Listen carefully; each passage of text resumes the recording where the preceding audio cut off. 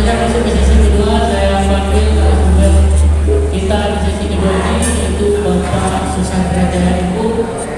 Silakan Pak Susandra. Kemudian saya juga memanggil ke depan Bapak Selendra. Silakan Bapak. Dan Bapak Profesor Dr. Mustiasa. Sesi kedua ini kita akan mendengarkan pengembangan dari narasumber tentang positif tradisional Minangkabau yang menjadi koleksi museum Aditya. Jadi pada kesempatan ini kita langsung saja, karena jadwal kita seharusnya mulai jam 11, sekarang sudah 11.24. Jadi sudah tepat 7 menit tanpa menggunakan nama. Saya persilakan kepada Pak Susandra mengamalkan hasil kajian beliau tentang alat musik di Minangkabau koleksi museum.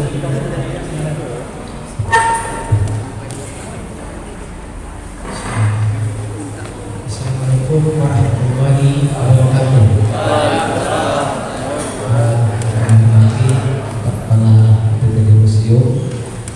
Dan perangkat Bapak Ibu dan mahasiswa yang hadir pada hari ini, saya menghormati Prof. Mustiasa dan Bapak Dr. Selendra dan Bapak Operator. Terima kasih.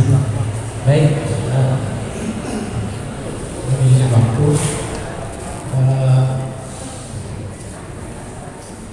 seminar hasil kajian koleksi museum alat musik tim tradisional Minangkabau. Ini adalah judul kajian koleksi museum yang ditempatkan kepada kami untuk dijadikan sebagai bahan koleksi, karena kita tahu bahwasanya instrumen tiup Minangkabau ini sangat luar biasa. Hanya saja tentu kekayaan itu tidak banyak diketahui oleh generasi muda. Artinya dengan adanya program ini dari kita.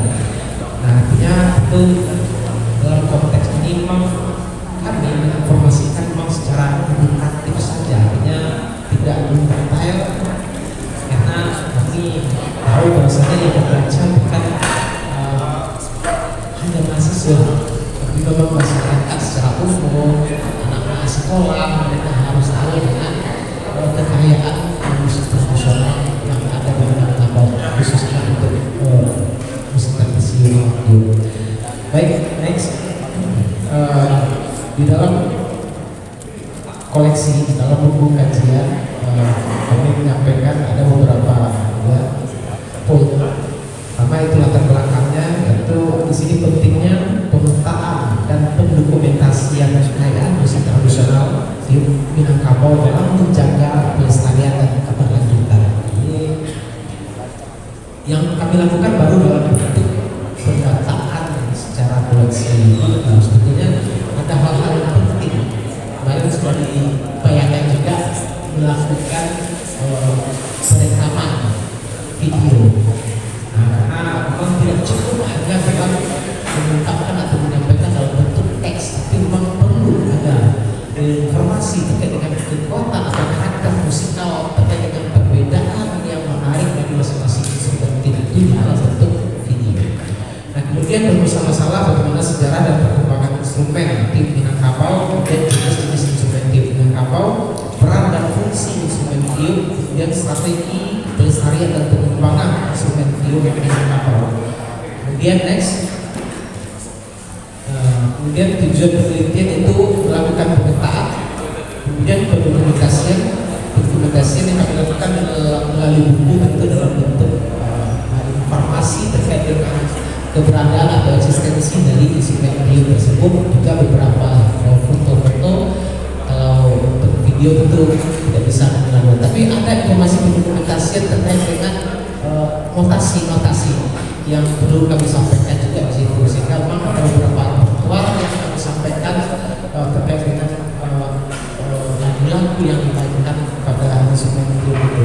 Nah, kemudian ada mengidentifikasi, kemudian mengklasifikasikan, kemudian menyampaikan juga ya tujuannya itu memberikan peran dan fungsi dan strategi pemeliharaan koleksi yang tidak kami sampaikan di dalam buku.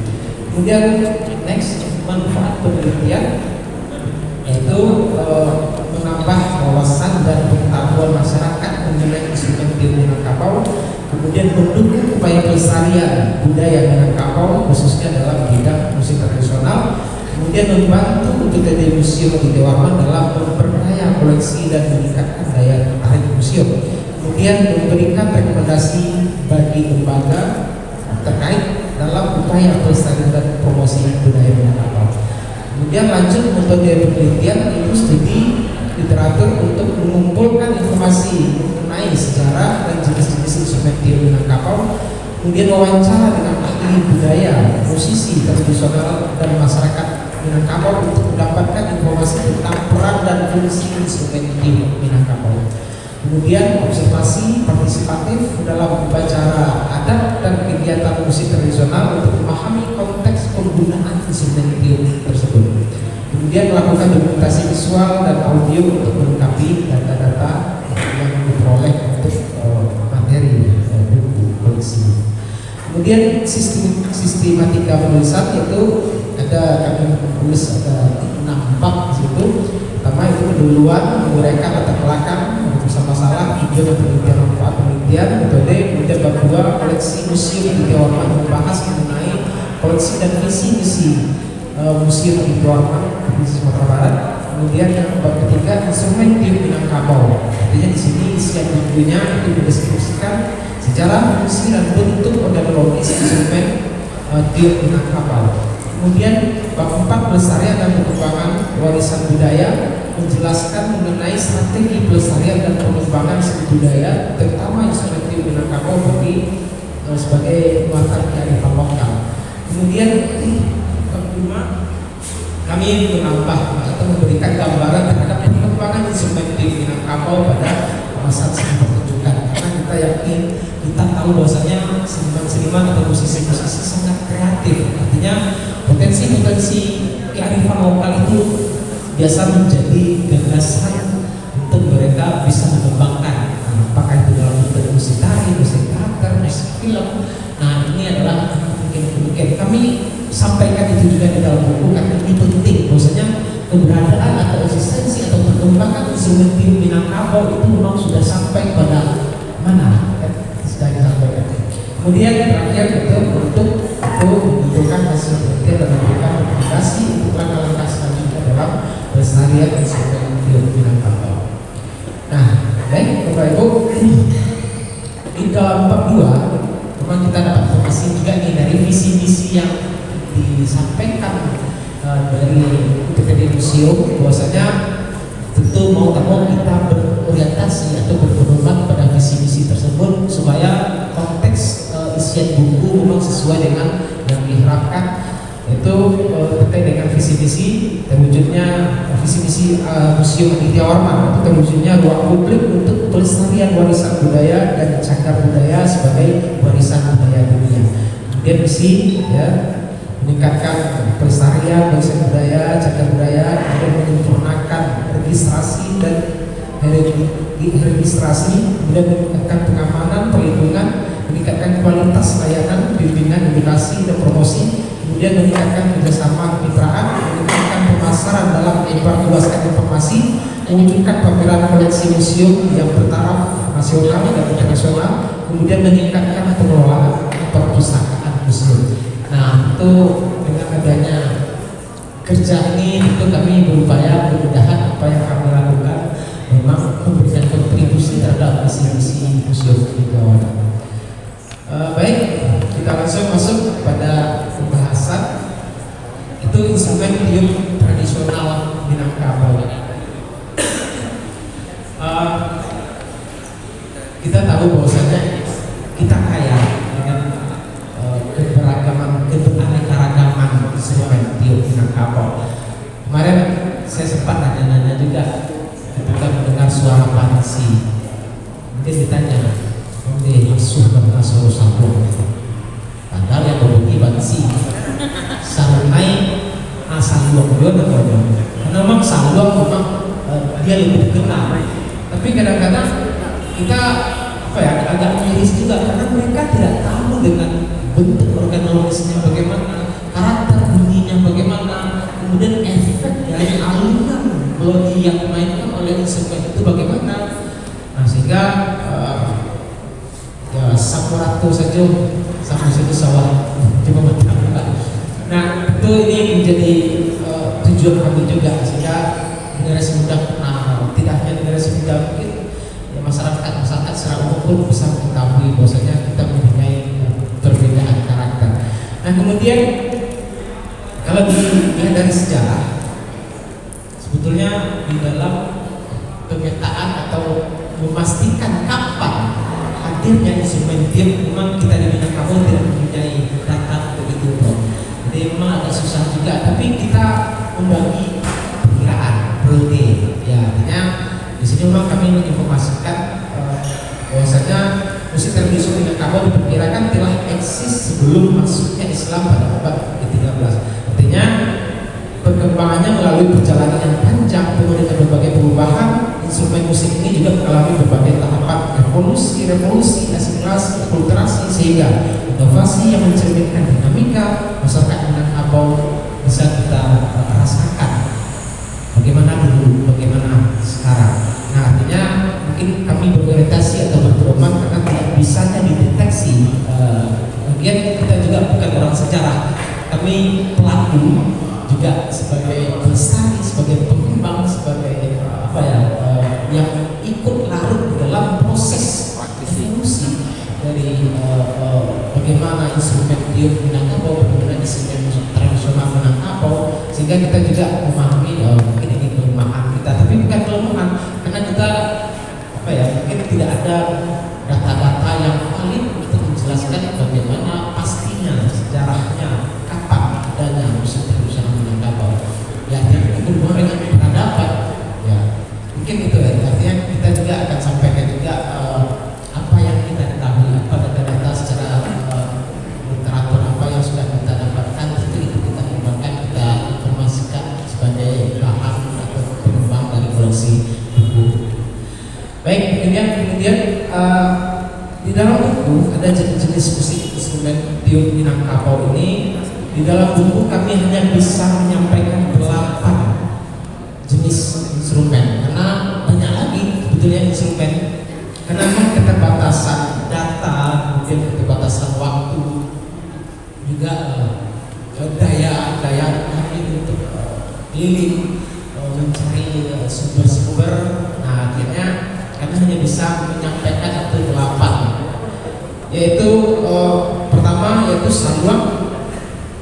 Mungkin bapak-bapak itu sudah tahu dengan saluang menjadi ciri khas kita di Minangkabau. Artinya saluang adalah area atau salah satu musik pertunjukan hiburan yang sering digunakan sebagai dalam rangka upacara-upacara perkawinan, kemudian upacara hiburan masyarakat, sampai ada konteksnya bamburau. Jadi konteks bamburau itu memang hadirnya di dalam saluang, bagaimana interaksi antara pemain saluang dan dendang dengan penonton. Ada semacam nilai-nilai kearifan lokal di sana, ada di sana nilai-nilai sastra, karena kiasan-kiasan pantun yang diberikan oleh pendendang itu kemudian tidak to the point. Dia memberikan perumpamaan, kiasan-kiasan yang memang mencirikhaskan pada kita seorang orang Minangkabau. Jadi itu yang kami sampaikan. Nah, kemudian ada di sini ada saluang sirompak.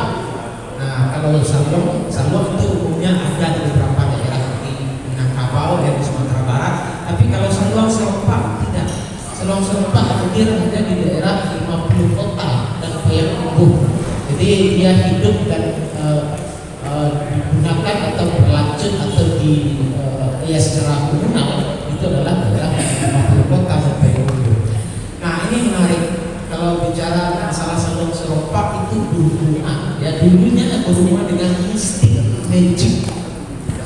Kehadiran saluang sirompak itu digunakan untuk mengguna-gunai seseorang. Nah, ini yang yang menarik.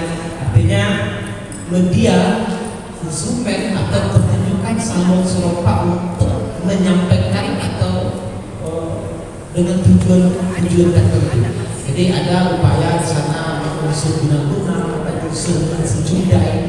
Jadi kalau ada seorang pria merasa menyukai seorang perempuan, tapi dia perempuan ada kebencian sama laki-laki, wah itu sudah sangat hanya Salon Seropa yang akan menyelesaikan. Dia melalui Salon Seropa keinginan seorang laki-laki untuk bisa menguasai hati dan jiwa perempuan itu dilakukan melalui Salon Seropa. Nah, tapi seiring berjalannya waktu, apalagi kemudian masuknya Islam, akhirnya upacara atau ritual seperti itu dianggap bertentangan dengan ajaran agama Islam. Akhirnya lambat laun terjadi pergeseran. Salon Seropa yang dulunya digunakan sebagai ritual untuk menggandungi seseorang, akhirnya bergeser menjadi sebuah pertunjukan hiburan. Nah, tentu karakter musikalnya masih ada, hanya saja nilai-nilai magic dan mistiknya yang kurang. Nah, itu yang ada di dalam kajian kami. Nah, kemudian ada lagi namanya Salon Power. Kemarin sempat menjadi perbincangan juga antara masyarakat Kabupaten Solo dengan Kota Padang. Nah, kami khawatir juga kalau di Solo namanya Bansi Solo, tapi kalau di Kota Padang namanya Salon Power. Kami bingung juga mau menyampaikan apa. Kalau secara sejarah, sebetulnya memang kehadiran Salon Power itu memang berasal dari Solo, karena aliran rantaunya Solo memang sampai ke bawah. Tapi kepopulerannya memang lebih populer di Kota Padang. Kalau di Solo namanya Bansi Solo.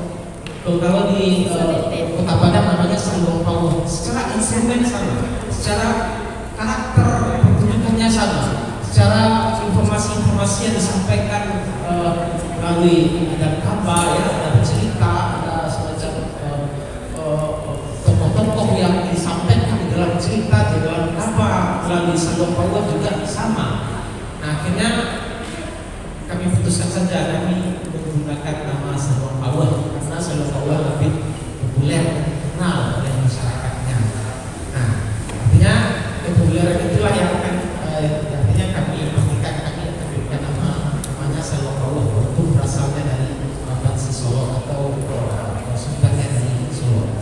Nah, kemudian ada namanya lagi Bukit Batampati. Bukit Batampati memang dipengaruhi oleh budaya geografis Minangkabau di area pertanian. Nah, otomatis munculnya Bukit Batampati tidak terlepas dari sumber itu.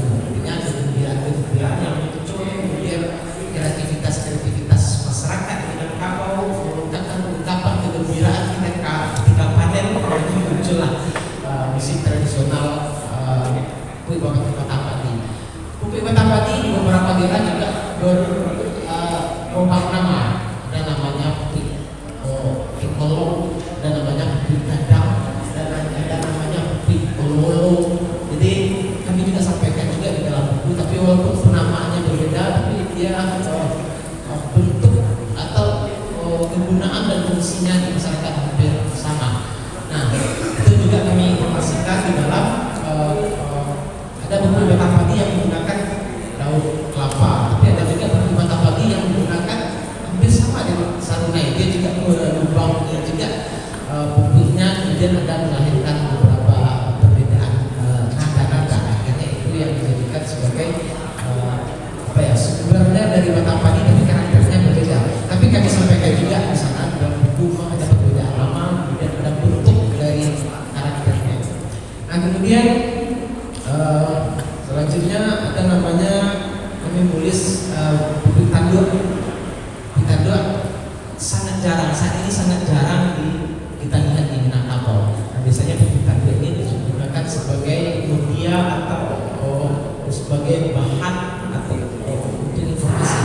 Ada komunikasi di situ, informasi pengumuman atau ada semacam informasi meninggal atau berkumpul. Nah, artinya Bukit Tanduk disebutkan sebagai kemudian ada namanya bansi. Nah, bansi ya seperti yang disampaikan tadi, bansi mempunyai karakter suara yang kayu-kayu. Jadi biasanya bansi ini adalah salah satu instrumen tunggal, sama dengan tanduk instrumen tunggal. Nah, tapi beriring seiring berjalannya waktu dan kreativitas, akhirnya bansi ini juga masuk ke ranah musik populer untuk memainkan lagu-lagu yang Minangkabau, tapi dia menggunakan bansi. Kalau bansi dulunya biasanya memang digunakan sebagai alat kalau di Minangkabau dulu pemerintah tata bapamenan konsep itu hadir di Minangkabau juga, adanya musik-musik tradisional juga terkait dengan konsep Minangkabau. Nah, kemudian ada namanya serunai. Serunai adalah salah satu musik yang berbeda dengan sebelumnya. Kalau serunai dia mempunyai ritme atau lidah itu yang ditipiskan sehingga dia mempunyai warna bunyi dan karakter bunyi yang keras. Nah, dengan karakter itu biasanya serunai akhirnya digabungkan dengan instrumen tali pompaci. Jadi tali pompaci yang jelas konteksnya fungsinya adalah sebagai upacara atau ritual atau upacara panen. Itu biasanya serunai dan tali pompaci itu hadir dalam mengungkapkan kemeriahan atau kesukacitaan dalam proses panen padi di Minangkabau. Nah, kemudian ada namanya lagi sampelong ya. Instrumen ini berbeda, karakter intervalnya berbeda. Kalau sampelong dia pentafonik ya, nadanya ada 5 nada, dan itu juga sesuai juga dengan dendangnya, otomatis dendangnya juga menyesuaikan dengan interval yang ada pada sampelong. Nah, sampelong dia berkembang itu di daerah 50 kota yang juga. Nah, keberadaan sekarang sudah yang macam-macam sekarang. Kalau saya tanya seniman itu banyak, sudah ada kreativitas yang luar biasa. Oke, baik, kita masuk karakter musikal instrumen tiup. Dari 8 yang ditulis itu tentu berhubungan dengan bagaimana karakter organologinya, bentuk instrumen itu seperti apa, ukuran dan lubangnya seperti apa, bambunya bagaimana, ruang resonansinya bagaimana, ya itu sudah ada. Nah, kemudian ada interval nada, apakah interval kita ada diatonis, ada pentatonis ya. Jadi di Minangkabau ada karakter-karakter musikal yang membedakan itu berhubungan dengan interval atau nada. Kemudian juga teknik memainkan. Masing-masing instrumen punya teknik memainkan sehingga dia cocok diperlakukan seperti itu. Nah, kemudian ada namanya frekuensi. Kita di Minangkabau tidak mempunyai nada baku sama seperti sendo dan pelok di Jawa. Kita Minangkabau mempunyai nada yang beragam sehingga dulu sempat diapungkan upaya untuk menjadikan atau membakukan tangga nada Minangkabau. Banyak yang protes, tidak boleh ini, kami berbeda, kami begini. Akhirnya tidak tuntas untuk menyepakati tangga nada Minangkabau. Tapi akibatnya apa? Akibatnya kita menjadi kaya dengan beragam interval, beragam frekuensi yang ada di Minangkabau. Nah, itu juga keuntungannya. Nah, kemudian pertunjukannya juga memberikan sebuah karakter yang menarik dalam pertunjukan instrumen tiup. Kemudian lanjut, perkembangan instrumen tiup Minangkabau saat ini sudah berkembang sangat luar biasa, yaitu musik ilustrasi untuk musik tari, kemudian musik ilustrasi untuk teater, musik ilustrasi untuk film, dan kemudian untuk kreativitas komposisi musik inovatif. Nah, artinya kehadiran instrumen tiup saat ini sangat luar biasa, bisa menyesuaikan dengan keadaan dan kondisi zaman saat ini. Kemudian pada slide terakhir ya, penutup, alat tiup Minangkabau bukan hanya sekedar warisan masa lalu, tetapi juga aset budaya yang memiliki potensi besar untuk terus berkembang di masa depan. Dengan melibatkan lebih banyak pihak dalam upaya pelestarian dan inovasi, kita dapat memastikan bahwa suara-suara indah yang dihasilkan oleh instrumen tiup tradisi akan terus terdengar mengiringi langkah-langkah masyarakat Minangkabau dalam perjalanan mereka menuju masa depan yang lebih cerah. Oke, itu yang bisa disampaikan. Terima kasih. Mudah-mudahan apa yang kami sumbangkan dari kerjasama PDD Museum dengan kami mudah-mudahan bisa memberikan kontribusi terhadap masyarakat kita di Minangkabau terkait dengan pemahaman dan pengetahuan musik tradisional tiup Minangkabau. Terima kasih. Assalamualaikum.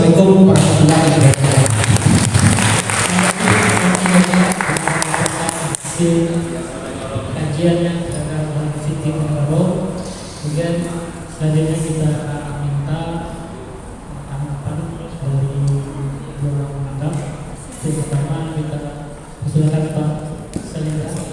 Saya Pak. Oke, Bapak dan Ibu, Assalamualaikum warahmatullahi wabarakatuh. Saya cemas ini Bapak dan Ibu untuk mulai diskusi ini karena kita semua para pakar semua saya lihat hanya saja kurang banyak Pak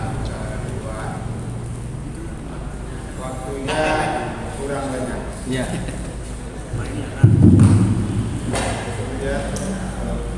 Sinyal. Kalau ya, ini sudah. Waktu kita sebenarnya nggak bisa hanya 1-2 jam, membeda persoalan-persoalan dan terkait dengan persoalan hasil dari penelitian dan Pak Susan ini ya saya sudah sangat kenal sekali, kebetulan saya tahu kami sama orang bernama jam, tapi dapat bertugas sudah beda. Saya di UP, beliau di misi penambangan. Pertama, saya mengucapkan selamat pada Tuan Mahmud ikut menyelenggarakan kegiatan seminar lembaga pelestarian. Salah satunya adalah alat musik tradisional Minangkabau Kreatif. Kedua, selamat juga pada penulis. Sangat luar biasa. Saya sangat mengapresiasi dari hasil penelitian beliau. Kepada Ibu, saya tidak memberikan semacam kritikan dari hasil penelitian karena ini pekerjaan kami. Kalau di perguruan tinggi sudah gawainya dosen itu bukan hanya mengajar saja, bukan hanya membimbing, bukan hanya menguji saja, tapi riset itu kewajiban karena ada tridharma. Yang ketiga adalah pengabdian masyarakat. Di salah satu publikasi dari hasil penelitian dari Bapak Susan. Oke, saya melihat dari hasil penelitian sudah sangat melebar. Artinya kalau kajian hanya alat musisium, menurut saya itu sudah tercapai, tapi sudah melebihi secara hasil penelitian sudah berkembang kemana-mana, terutama yang terkait dengan persoalan use and function dari sebuah alat musik. Artinya penggunaan dan fungsi yang sangat penting di sini. Kalau kita bicara sejarah, betul, menulis sangat sulit karena kita tidak bisa lepas juga dari budaya tradisi folklore yang sangat terkenal di Minangkabau, apalagi di dunia. Kita kalau lisan itu nomor 1 di dunia, tapi tulisan cuma dulu. Ini yang tantangan terutama saya atau kita di lembaga pendidikan.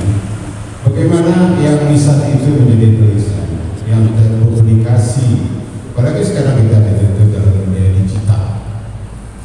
Saya cemas nanti museum kita hanya tinggal nama, maaf Pak. Karena dunia digital sekarang sudah masuk ke dalam kebutuhan manusia. Dan saya cemas, saya mendengar dari penelitian pertama tadi persoalan tentang masalah musuh dalam cemas saya. Nanti jangan tinggal hanya kenangan, tapi saya bangga tadi peneliti sudah mencoba menulis menyampaikan hasil dari penelitian.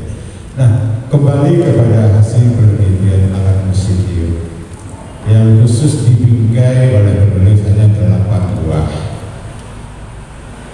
Yang menurut saya yang populer, di garis bawah yang populer dalam masyarakat. Kalau kita gali semuanya, masih ada sekitar 20-an alat musik yang dianggap populer hanya di kelompok-kelompok masyarakat di daerah di Minangkabau. Tapi di dalam dunia akademik ini yang populer, yang dikenalkan kepada seluruh masyarakat akademik, khususnya diisi Padang Panjang dan di Departemen Seni Tasik MPSBMP. Jadi saya melihat dari tulisan ini luar biasa. Mungkin perlu semacam koreksi dikit dari Pak Susan. Bicara salon, mungkin salon baru 1 nama, padahal salon terkenal ada 4 di Minangkabau.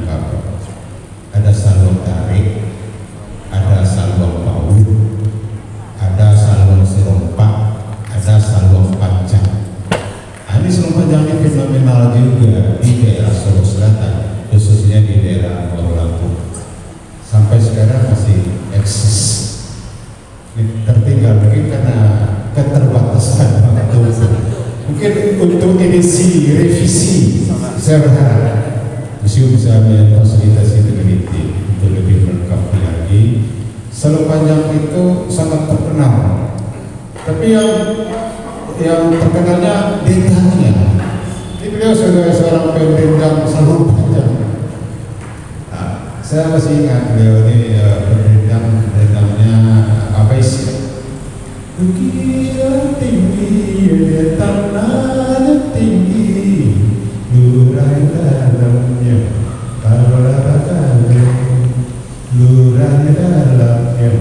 kalau itu populer sekali di lagu ciptaan para seniman kita, termasuk para museum kita.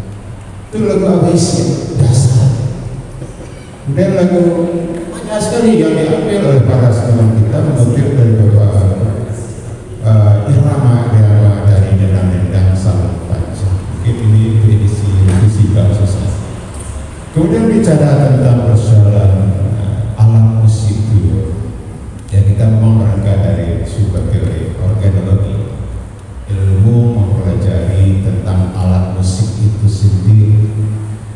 Nah, beberapa sumber pernah kita baca. Pertama adalah klasifikasi konsep instrumen musik yang ditulis oleh Margaret Kantomi. Itu sangat terurai sekali bagaimana melihat alat musik itu sendiri sampai dia berfungsi dalam masyarakat. Kemudian juga ada seorang pakar juga menulis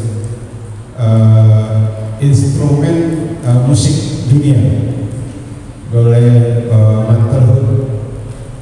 Kemudian ada juga buku ini klasifikasi instrumen musik ditulis oleh Margaret Kantomi, dan buku antropologi musik kalau ditulis oleh Alan Bellerian. Dari buku juga saya lihat tentang use and function musik itu sendiri dalam kehidupan masyarakat di dunia. Jadi bicara musik dunia dalam mata kuliah di beberapa yang terkenal adalah etnomusicology. Kalau di Serat Tasik kami tidak banyak menyinggung persoalan itu, tapi hanya khusus salah satu bentuk mata kuliah project persoalan namanya, yang berbentuk pergelaran, yang berbentuk kepada bentuk aktivitas sebuah kegiatan mata kuliah. Jadi PJBL membentuk adalah bentuk akhir dari sebuah mata kuliah itu menyajikan, mendemonstrasikan, memperagakan, menghidangkan atau mempertunjukkan. Nah, ini mungkin juga saya kembali kepada daerah-daerah di yang lain, mungkin sedikit saya berilustrasi cemburu saya ke daerah-daerah provinsi. Karena saya dulu pernah kuliah di Jawa. Di UGM itu sekian puluh program studi. Contoh saja yang luar dugaan kita, mahasiswa kedokteran belajar musik gamelan, mahasiswa peternakan belajar musik gamelan, mata lokal, semua prodi yang ada di Jawa atau di perguruan tinggi yang ada di Jawa, mereka mewajibkan semua mahasiswa harus belajar gamelan. Luar biasa, seperti di Jawa Barat.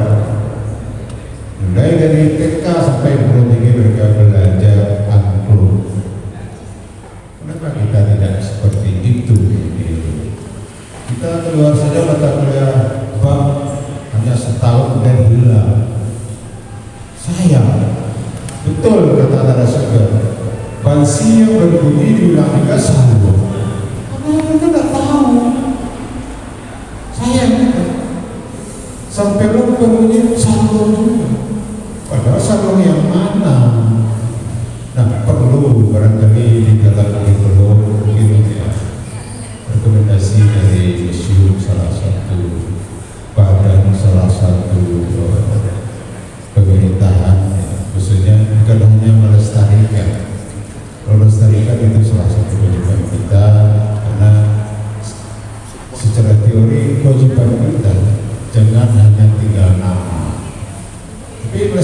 secara kuantitatif. Bagaimana kita mengembangkan terutama di dunia pendidikan? Bagaimana paling minimal tentang seni tradisional Minangkabau, mata lokal, mata kuliahnya, mata pelajarannya. Saya sampai sekarang mahasiswa saya lebih kurang 1.000 orang. Selalu dibilang juga namanya tak bansi dari alat musik suliang. Rekornya dibilang juga suliang. Selalu suliang juga karena anak mahasiswa sedatas itu internasional, bukan orang Minang saja. Sumatera, Jawa, bahkan sampai ke India ada mahasiswa yang menjadi sedatas. Semuanya suliang. Kalau Pak Sekri nanti bilang ada suliang di sedatas, saya yang kenal. Saya ini bilang oleh teman-teman, satu-satunya yang tradisi itu di sedatas saya. Kenapa saya tidak menjadikan sebuah mata kuliah itu menjadi sebuah mata kuliah yang sangat penting, yang bermuatan. Ketika datang menggunakan kurikulum nasional, terbatas presentasinya mata kuliah. Kemudian kita melihat dari kajian dari penelitian saudara susah yang terkait dengan alat musik. Mungkin di sisi gambar, mohon kiranya ini ada satu yang namanya wawancara fotografi pada saya. Sebab satu foto itu bisa mewakili beberapa lembar kalimat. Karena saya ingat waktu di SD belajar mengarang itu berangkat dari gambar-gambar. Dan ceritakanlah gambar itu apa adanya di dalam. Karena gambar sangat penting sekali pada sebuah artefak. Apalagi ini warisan berbeda. Ini penting bagaimana gambar itu mewakili pembaca. Jadi saya lihat gambarnya kecil-kecil. Mungkin penting gambar ini dalam satu halaman itu maksimal 2, minimal ukurannya 3 atau 4 R. Karena di dalam mata pelajaran di sebenarnya di fotografi. Kalau fotografi ini tidak mampu menjelaskan, berarti ya yang mendokumentasikan tidak betul. Nah, seperti kita lihat di gambar-gambar sudah mewakili, saja pada gambar itu belum bisa dipahami oleh pembaca. Apa perlu orang yang ada dalam gambar itu siapa namanya? Orangnya sebagai apa? Itu bilang saja seniman atau sebagai yang lain terus. Jadi nama yang ada dalam foto, dalam gambar itu, dan itu dia sudah keterangan. Kemudian gambar itu milik siapa? Ini ada beberapa gambar yang tidak diberi penjelasan. Kemudian satu lagi yang penting bagi saya, karena ini bentuknya tertulis, transkrip, notasi musik di dalam sebuah buku ini, beri alamat siapa yang transkrip. Nanti ini hak cipta yang ditulis juga. Nanti saya ambil saja, nanti saya bikin nama saya di atas, ini saya punya. Ini hak cipta. Ini menghindari plagiat. Dia menghindari copyright. Karena karya ilmiah yang terpublikasi itu sudah dibaca oleh alat digital yang namanya terliti. Jadi plagiatnya maksimal hanya 20%. Kalau lebih berarti ya berarti harus diperbaiki. Kemudian apalagi sebuah hasil penelitian ini sudah publikasi antik ya Pak Susan? Belum. Saya hanya pesan saja gunakanlah tulisan Google itu menggunakan Mendeley. Mendeley adalah salah satu alat untuk melacak di mana barang ini diambil. Sangat gampang sekali Bapak dan Ibu modelnya kita akan publish di beberapa jurnal yang terindeks. Apalagi kalau saya sudah minta ampun Scopus, minta ampun saya sudah sangat senior, saya mahasiswa saya saja sudah profesor, tapi saya sebagai dosennya belum profesor. Modalnya sudah, modal sudah. Kalau orang muda pasti profesor, tapi ya di atas kertas saya belum. Nah, tapi karena karya-karya sekarang itu kalau mau dipublish di jurnal-jurnal terindeks, apalagi kalau sudah doktor ya, jangan bangga kalau tidak profesor, tapi harus mampu menulis di terindeks Scopus minimal I4 minimal. Kadang-kadang Q4 ditolak juga. Untuk masuk ke Q1, Q2 itu per tahun lah, akhirnya di reject juga. Saya korbannya sering kali terjadi di dalam sebuah Scopus saya itu umurnya hanya 2 bulan, rupanya koordinator bilanglah sekian jumlah. Nah, itu sengsaranya kalau sudah S3. Kalau S2 nggak apa-apa, nggak cerita akademik. Sekarang di dalam sebuah perusahaan baksusan ini saya apresiasi sekali, artinya langka sekali tulisan-tulisan yang berkaitan dengan instrumen musik, langka sekali, apalagi terkait dengan ilmu organologi. Nah, organologi ini sangat luas, bukan bicara hanya ilmu mempelajari alat musik saja, tapi alat itu sendiri mulai dari sejarah sampai alat itu berfungsi di dalam kehidupan masyarakat. Ada 8 indikator untuk melihat organologi dari instrumen musik.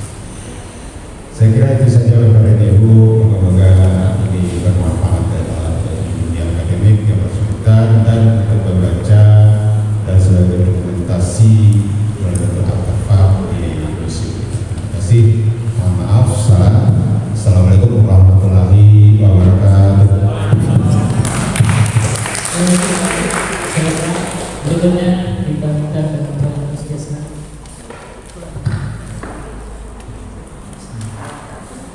Assalamualaikum warahmatullahi wabarakatuh. Terima kasih Pak Moderator,